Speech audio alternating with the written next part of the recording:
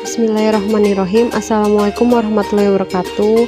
Di sini kami akan menjelaskan materi dimensi biologi kesehatan mental, yang dimana kelompok kami yang beranggotakan Marita Putri Pradana, selanjutnya ada Natasha Abdullah, kemudian ada Rafli Gusiano dan Taskia Nazla.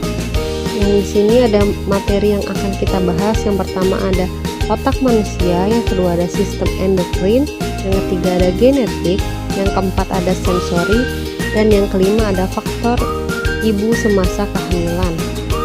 Yang pertama, otak manusia. Otak manusia adalah sebuah organ penting yang berada di kepala.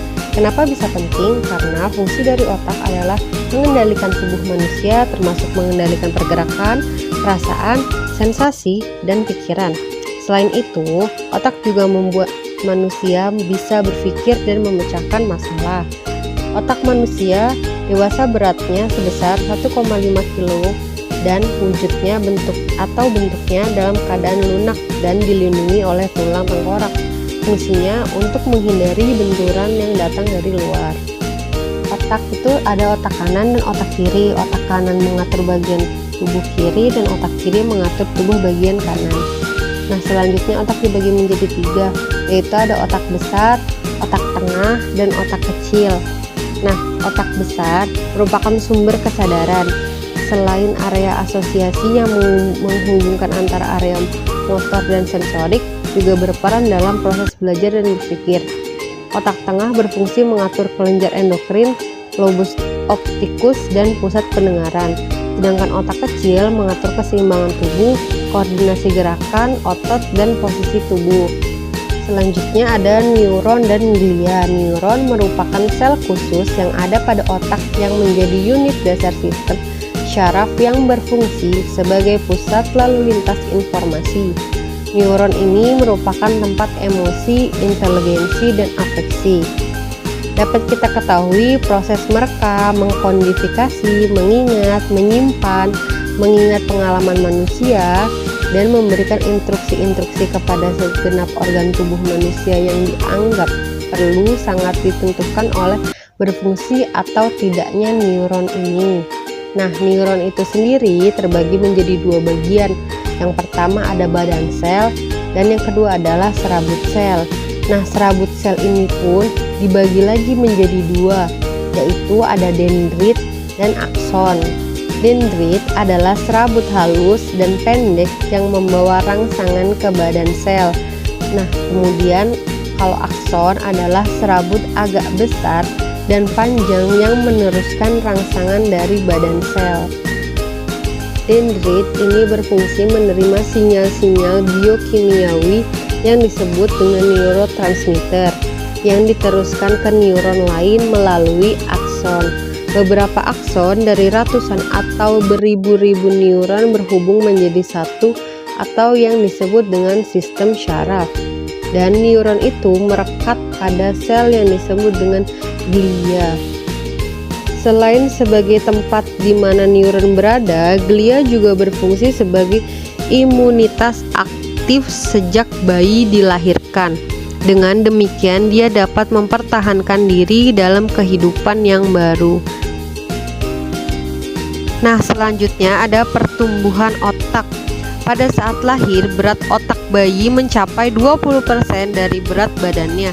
Padahal pada orang dewasa berat otak sekitar 2% dari berat badan. Sedangkan perkembangan berat sumsum tulang belakang berada pada otak, yaitu pada saat lahir 0,9% otak dan setelah dewasa menjadi 20% berat otak. Namun secara umum perkembangan sel saraf pusat ini telah berkembang relatif pesat pada awal-awal pertumbuhan.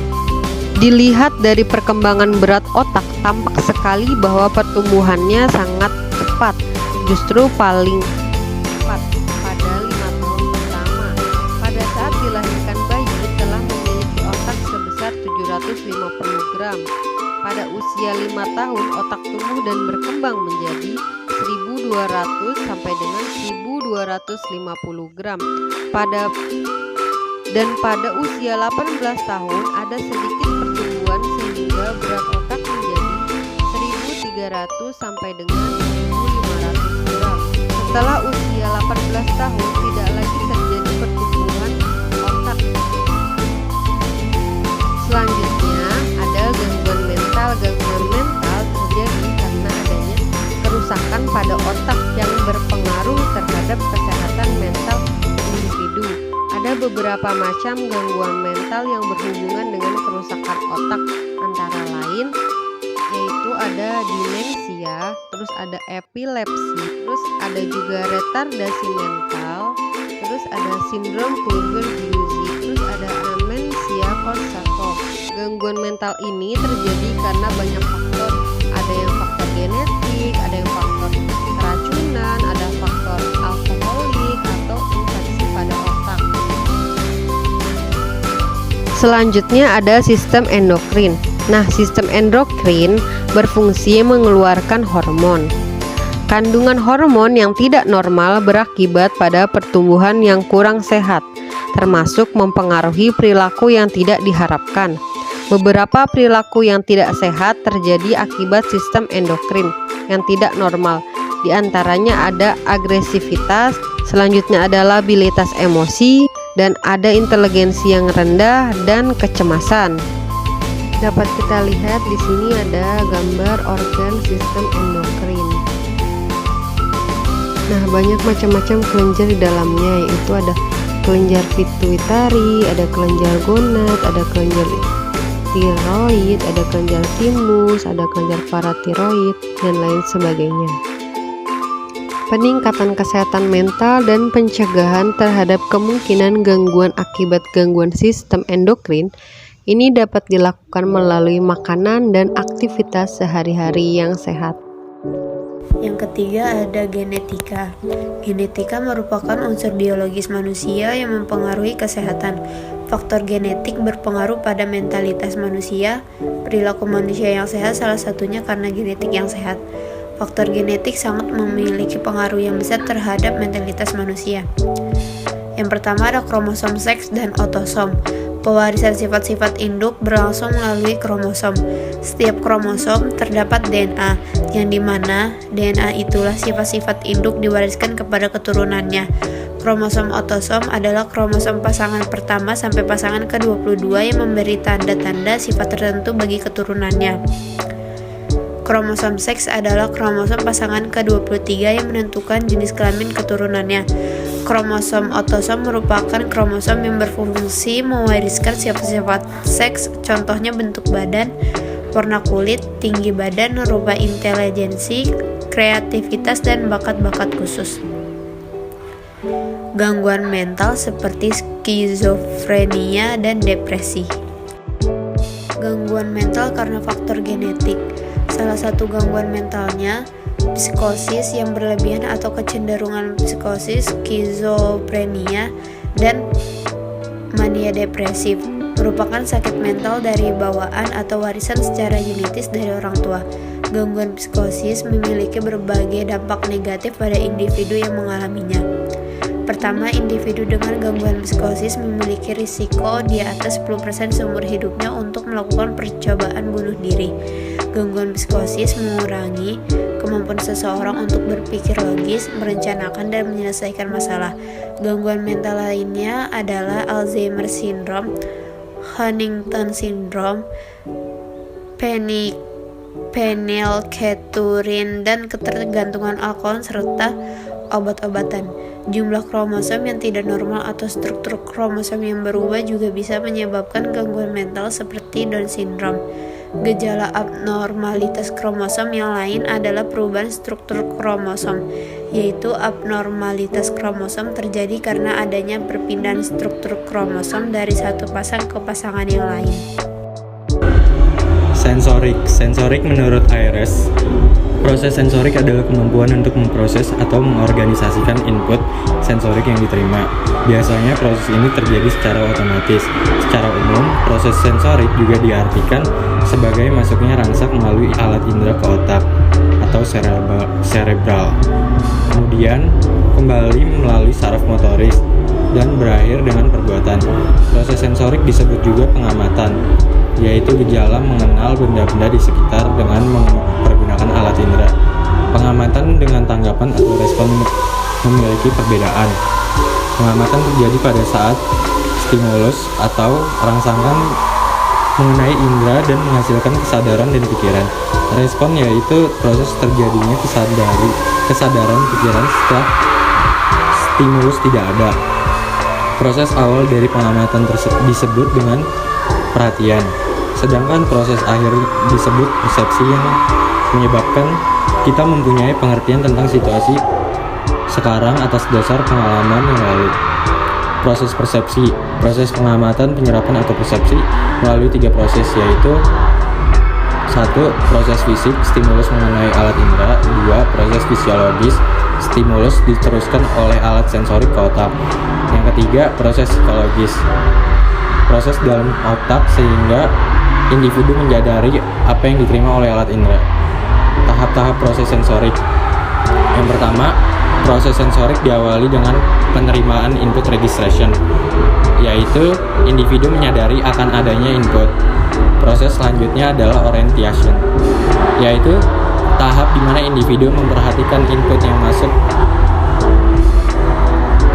Yang kedua, tahap berikutnya kita mulai mengartikan input tersebut atau interpretation. Tahap ketiga, tahap organization, yaitu tahap di mana otak memutuskan untuk memperhatikan atau mengabaikan input ini. Tahap terakhir adalah execution, yaitu tindakan nyata yang dilakukan terhadap input sensorik tadi. Faktor-faktor yang mempengaruhi proses sensorik. Proses sensorik akan berlangsung dengan baik apabila memenuhi faktor-faktor sebagai berikut. 1. Keadaan indera yang sehat dan sempurna akan mempengaruhi kesempurnaan proses sensorik. Yang kedua, perhatian yang tertuju pada objeknya yang memudahkan persepsi, dan apabila perhatian kurang akan mengganggu konsentrasi sehingga proses sensorik tidak sempurna. Yang ketiga, rangsangan yang sangat lemah ataupun sangat akan mengganggu proses sensorik. Yang terakhir, saraf dan pusat saraf dalam keadaan baik dan sehat. Gangguan mental karena faktor proses sensorik terhadap perilaku. Proses sensorik yang terjadi pada seseorang ternyata jika tidak berjalan semestinya dapat menimbulkan gangguan mental tercermin dalam perilaku sebagai berikut. 1. Osilasi atau ayunan. Osilasi terjadi karena perhatian atau pengamatan yang mudah beralih sehingga menyebabkan kesan yang selalu berubah. Yang kedua, ilusi terjadi karena kesalahan persepsi sehingga terjadi kesalahan kesan. Dalam ilusi terjadi kesalahan pengamatan. Penyebab terjadinya ilusi adalah keadaan fisik ataupun penyebab rangsangan yang keliru dan kebiasaan percaya suatu objek yang serupa harapan-harapan tertentu sehingga menimbulkan berbagai prasangka, tidak adanya analisis terhadap kesan yang diterima dan adanya kesan secara keseluruhan. Selanjutnya yang kelima, faktor ibu semasa kehamilan. Dari kondisi fisik, yang pertama, malnutrisi ibu dapat mengganggu perkembangan, terutama selama periode embrio dan janin. Yang kedua, usia ibu berpengaruh besar terjadinya kemungkinan bahaya fisik. Wanita yang menjelang menopause sering mengalami gangguan endokrin yang memperlambat perkembangan embrio dan janin. Yang ketiga, wanita yang bekerja di tempat yang banyak bahan kimia dapat memperbesar jumlah kelahiran cacat, bahkan dapat mengalami keguguran. Selanjutnya dari kondisi psikologis. 3 sumber bahaya psikologis, yaitu yang pertama, kepercayaan tradisional. Kepercayaan ini biasanya turun-temurun dari generasi ke generasi.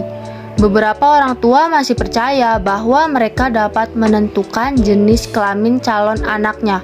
Kepercayaan ini memiliki efek yang besar jika anak yang dilahirkan tidak sesuai dengan keinginan orang tua. Yang kedua, tekanan yang dialami ibu. Biasanya, ibu merasa cemas atau khawatir karena takut anaknya akan cacat fisik atau keterbelakangan mental, atau tidak menginginkan kehadiran sang anak karena takut pekerjaannya akan terganggu. Yang ketiga, sikap-sikap yang kurang menyenangkan kepada anak yang belum lahir dari orang sekitar. Faktor ibu selama kandungan sangat berpengaruh terhadap kesehatan mental anak. Selama berada dalam kandungan, kesehatan janin ditentukan oleh kondisi ibu. Kandungan yang sehat memungkinkan membuahkan anak yang sehat mentalnya. Sebaliknya, kandungan tertentu dapat menyebabkan gangguan kepada keturunannya.